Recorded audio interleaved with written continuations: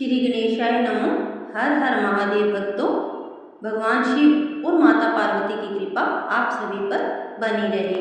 सावन का महीना भगवान भोलेनाथ को अत्यंत प्रिय माना जाता है। चारों ओर हरियाली, मंदिरों में गूंजता शिव नाम, शिवलिंग पर चढ़ता जल और भक्तों के मन में भगवान शिव के प्रति अटूट श्रद्धा। सावन का वातावरण अपने आप में बहुत पवित्र अनुभव देता है और इसी पावन सावन महीने में आने वाली अमावस्या का भी अपना विशेष धार्मिक महत्व माना जाता है। वर्ष 2026 में सावन अमावस्या 12 अगस्त बुधवार को है।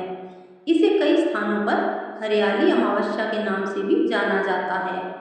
कहा जाता है कि अमावस्या का दिन केवल अंधकार का दिन नहीं है, बल्कि यह अपने भीतर झांकने, पुरानी नकारात्मकताओं को छोड़ने, प्रकृति के प्रति कृतज्ञ होने और अपने पूर्वजों का स्मरण करने का अवसर भी है। आज की इस कथा में हम जानेंगे कि सावन अमावस्या के दिन कौन से ऐसे 5 शुभ कार्य किए जा सकते हैं जिन्हें हमारी धार्मिक परंपराओं में पुण्यदायक माना गया है। लेकिन आगे बढ़ने से पहले भगवान शिव का स्मरण करते हुए बोलिए हर हर महादेव। पहला शुभ काम, सावन और भगवान शिव का संबंध भक्तों के हृदय में बहुत गहरा है। अमावस्या के दिन यदि संभव हो तो प्रातः स्नान करके स्वच्छ वस्त्र धारण करें और श्रद्धा से भगवान शिव का स्मरण करें। यदि घर में शिवलिंग है तो अपनी परंपराओं के अनुसार स्वच्छ जल अर्पित कर सकते हैं। जल चढ़ाते समय मन में कोई बड़ी इच्छा रखने के बजाय भगवान से यह प्रार्थना करें, हे भोलेनाथ, मेरे मन को शुद्ध रखिए, मेरी बुद्धि को सही मार्ग दिखाइए और मेरे परिवार पर अपनी कृपा बनाए रखिए। क्योंकि भगवान शिव को प्रसन्न करने के लिए केवल बाहरी दिखावा नहीं, बल्कि सच्ची श्रद्धा और निर्मल भाव सबसे महत्वपूर्ण माने जाते हैं। शिव जी को बेलपत्र अर्पित करते समय भी मन में श्रद्धा रखें। यदि आपके पास पूजा की सारी सामग्री उपलब्ध न हो तो चिंता करने की आवश्यकता नहीं है। श्रद्धा से भगवान का नाम लेना भी भक्ति भाव का ही एक सुंदर रूप है। इसलिए सावन अमावस्या पर पहला काम है भगवान शिव का स्मरण और श्रद्धापूर्वक पूजन। दूसरा काम, अमावस्या तिथि को हिंदू परंपरा में पूर्वजों के स्मरण और श्राद्ध संबंधी कर्मों के लिए महत्वपूर्ण माना जाता है। इस दिन अपने माता पिता, दादा दादी, नाना नानी और उन सभी पूर्वजों को याद करें जो अब हमारे बीच नहीं रहे। उनके लिए मन से प्रार्थना करें, हे प्रभु, हमारे पूर्वजों को शांति प्रदान करें और हमें उनके अच्छे संस्कारों पर चलने की शक्ति दें। यदि आपकी पारिवारिक परंपरा में पितरों के लिए कोई विशेष पूजा या तर्पण किया जाता है तो वह अपने परिवार के साथ जानकर बड़े व्यक्ति या योग्य पंडित की सलाह के अनुसार किया जा सकता है। इसके अलावा अपनी सामर्थ्य के अनुसार किसी जरूरतमंद को भोजन, वस्त्र या उपयोगी वस्तु का दान करना भी एक अच्छा कार्य है। दान का मूल्य उसकी कीमत से नहीं, बल्कि उसके पीछे छिपे भाव से होता है। एक छोटी सी सहायता भी किसी के चेहरे पर मुस्कान ला सकती है।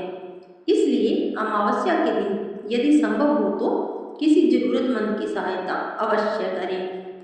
तीसरा शुभ काम, इसे हम विशेष रूप से सावन अमावस्या से जोड़ सकते हैं, क्योंकि इस समय चारों ओर हरियाली दिखाई देती है। हरियाली अमावस्या के अवसर पर प्रकृति और पेड़ पौधों के प्रति कृतज्ञता व्यक्त करने की परंपरा कई स्थानों पर देखने को मिलती है। आप अपने घर, आंगन, छत या ऐसी जगह जहां अनुमति हो वहां कोई पौधा लगा सकते हैं। पौधा लगाते समय केवल यह मत सोचिए कि आपने आज एक पौधा लगाया है।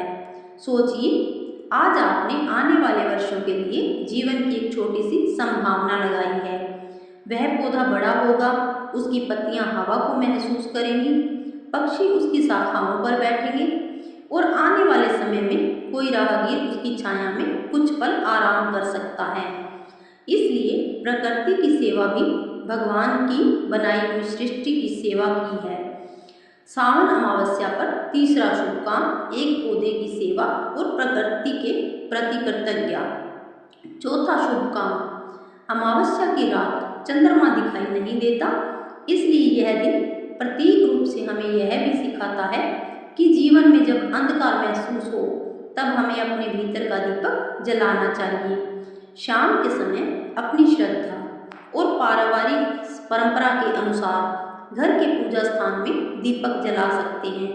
दीपक जलाते हुए भगवान से प्रार्थना करें, हे प्रभु, मेरे घर में शांति रहे, मेरे परिवार में प्रेम बना रहे, मेरे मन से भय और नकारात्मक विचार दूर हों और मुझे सत्य तथा अच्छे कर्मों के मार्ग पर चलने की शक्ति मिले। ध्यान रखिए, दीपक केवल घर में रोशनी करने का साधन नहीं है।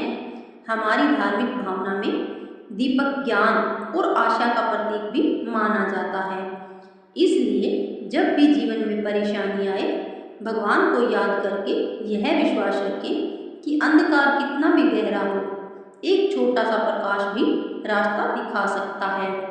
पांचवा शुभ काम सावन अमावस्या के दिन अपनी क्षमता के अनुसार किसी जरूरतमंद व्यक्ति को भोजन कराना या भोजन उपलब्ध कराना पुण्य का कार्य माना जाता है। यह काम बहुत बड़ा होने की जरूरत नहीं है। आप किसी जरूरतमंद व्यक्ति को सादा भोजन करा सकते हैं। किसी भूखे को खाना देना केवल दान नहीं बल्कि मानवता की सेवा है। और सबसे सुंदर बात यह है कि इसके लिए बहुत अधिक धन की आवश्यकता नहीं होती। आप अपनी सामर्थ्य के अनुसार जितना कर सकते हैं उतना ही करें। दान करते समय मन में अहंकार न आने दें, क्योंकि यदि हम किसी की सहायता करके उसके प्रति घमंड करने लगे तो सहायता का सुंदर भाव कमजोर हो जाता है। इसलिए पांचवा शुभ काम है सेवा, भोजन और जरूरतमंद की सहायता। अब सुनिए सावन अमावस्या की एक सुंदर प्रेरक कथा। बहुत समय पहले की बात है। एक गांव में एक गरीब किसान अपनी पत्नी और बच्चों के साथ रहता था। किसान बहुत मेहनती था, लेकिन लगातार कई वर्षों से उसकी फसल ठीक नहीं हो रही थी। कभी बारिश कम होती, कभी फसल में बीमारी लग जाती और कभी कोई दूसरी परेशानी आ जाती। धीरे धीरे घर की आर्थिक स्थिति कमजोर होने लगी। एक दिन किसान बहुत परेशान होकर गांव के बाहर एक पुराने शिव मंदिर में जाकर बैठ गया। वह भगवान शिव के सामने हाथ जोड़कर बोला, हे भोलेनाथ, मैंने हमेशा मेहनत की है, मैंने किसी का बुरा नहीं किया, फिर भी मेरे जीवन में इतनी परेशानी क्यों है? उसकी आंखों में आंसू थे। तभी मंदिर के एक वृद्ध साधु ने उसे देखा। साधु ने उसके पास जाकर कहा, बेटा, भगवान से केवल अपनी परेशानी दूर करने की प्रार्थना मत करो, पहले अपने मन का बोझ उनके चरणों में रख दो। किसान ने पूछा, लेकिन बाबा, मेरी परेशानी कैसे दूर होगी? साधु ने कहा, तुम सावन की अमावस्या के दिन प्रातः स्नान करके भगवान शिव का स्मरण करना, अपने पूर्वजों को याद करना, किसी जरूरतमंद को भोजन देना और एक पौधा लगाकर उसकी सेवा करना। सबसे जरूरी बात, अपने मन में किसी के लिए बुराई मत रखना। किसान ने वैसा ही किया। अमावस्या के दिन उसने सुबह शिव जी का स्मरण किया, फिर अपने पूर्वजों को याद किया। उसने अपनी क्षमता के अनुसार एक गरीब परिवार को भोजन कराया और मंदिर के पास एक छोटा सा पौधा लगा दिया। वह पौधा बहुत छोटा था, लेकिन किसान रोज उसे पानी देता। कुछ दिन बीते, पौधा धीरे धीरे बढ़ने लगा। किसान के मन में भी बदलाव आने लगा। पहले वह हर परेशानी में टूट जाता था, अब वह भगवान को याद करके कहता है, जो होगा भगवान की इच्छा से होगा, मैं अपना कर्म करता रहूँगा। उसने मेहनत करना नहीं छोड़ा। समय बदला, बारिश अच्छी हुई। उस वर्ष किसान की फसल पहले से बेहतर हुई। धीरे धीरे उसका जीवन संभलने लगा, लेकिन किसान ने उस पौधे की सेवा कभी नहीं छोड़ी। वर्षों बाद वह पौधा एक बड़ा पेड़ बन गया। एक दिन किसान उसी पेड़ के नीचे बैठा और उसकी आंखों में आंसू आ गए। उसने भगवान शिव से कहा, भोलेनाथ, मैंने सोचा था कि आप मेरी जिंदगी बदल देंगे, लेकिन आपने तो मेरे सोचने का तरीका बदल दिया। और यही इस कथा की सबसे बड़ी सीख है। कई बार हम भगवान से केवल परिस्थिति बदलने की प्रार्थना करते हैं, लेकिन भगवान हमें ऐसी शक्ति दे देते हैं कि हम उसी परिस्थिति का सामना करने योग्य बन जाएं। सावन अमावस्या हमें क्या सिखाती है? सावन अमावस्या केवल पूजा पाठ का अवसर नहीं है, यह हमें 5 बातें याद दिलाती हैं। पहली, भगवान को श्रद्धा से याद करो। दूसरी, अपने पूर्वजों को सम्मान से स्मरण करो। तीसरी, प्रकृति की रक्षा करो। चौथी, अपने भीतर आशा का दीपक जलाए रखो। और पांचवी, जिसकी जरूरत हो उसकी सहायता करो। यही सच्ची भक्ति का सुंदर मार्ग है। कई वीडियो में अमावस्या के अवसर पर अलग अलग दावे किए जाते हैं कि अमुक काम करने से निश्चित रूप से धन मिलेगा या कोई निश्चित चमत्कार होगा। ऐसे दावों को बिना प्रमाण के निश्चित सत्य मानना उचित नहीं है। धार्मिक परंपराओं में किए जाने वाले उपायों को श्रद्धा और सद्भावना के रूप में अपनाना बेहतर है। किसी भी पूजा या दान में अपनी क्षमता से अधिक खर्च करने की आवश्यकता नहीं है। भगवान भाव देखते हैं, दिखावा नहीं। तो मेरे प्यारे भक्तों, आने वाली 12 अगस्त 2026 बुधवार की सावन अमावस्या को श्रद्धा के साथ भगवान शिव का स्मरण कीजिए। अपने घर में सुख शांति के लिए प्रार्थना कीजिए। अपने पूर्वजों को श्रद्धापूर्वक याद कीजिए। प्रकृति की सेवा कीजिए। जरूरतमंद की सहायता कीजिए और सबसे बढ़कर अपने मन में प्रेम, दया और सकारात्मकता बनाए रखिए। आइए अंत में भगवान शिव से प्रार्थना करें। हे भोलेनाथ, हमारे घर परिवार में सुख और शांति बनाए रखना। हमारे माता पिता को स्वस्थ और प्रसन्न रखना। हमारे पूर्वजों को शांति प्रदान करना। हमारे मन से अहंकार, क्रोध और नकारात्मकता दूर करना। हमें अच्छे कर्म करने की शक्ति देना। और जब जीवन में कठिन समय आए तो हमें धैर्य के साथ उसका सामना करने की शक्ति देना। हर हर महादेव। ओम नमः शिवाय। जय भोलेनाथ। और अगर आपको यह कथा और जानकारी अच्छी लगी हो तो वीडियो को लाइक करें, अपने परिवार और प्रियजनों के साथ जरूर साझा करें।